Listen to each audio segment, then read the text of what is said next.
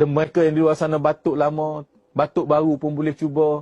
Yang pertama sekali, makhluk yang paling hebat dalam batuk ni Tuhan buat pada tumbuh-tumbuhan. Tuan-tuan pun kenal benda ni. Namanya bunga cengkeh.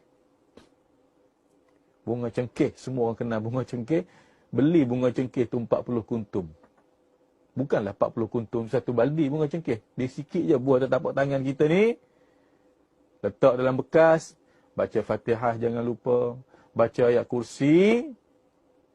Baca satu ayat dalam Al-Quranul Karim. Yang mana batuk ni daripada dada, daripada paru-paru kita, esophagus dan sebagainya. Maka di mana ayat membicarakan tentang dada manusia, penyakit dalam dada manusia ini. Satu ayat yang berbunyi, tuan-tuan dan puan-puan. Ikut saya baca boleh tak, tuan-tuan?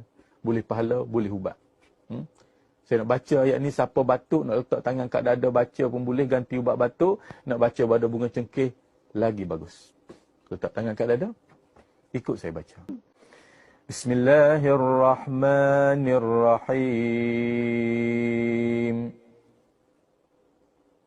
Wa shifa'un lima fis sudur.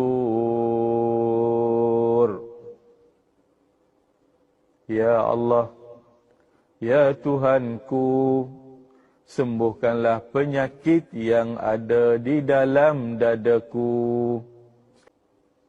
Ayat ni bukan saja untuk batuk. Penyakit yang ada dalam dada manusia. Apa dia? Darah tinggi, kencing manis, jantung. Semua tu ada di dalam. So, ingat.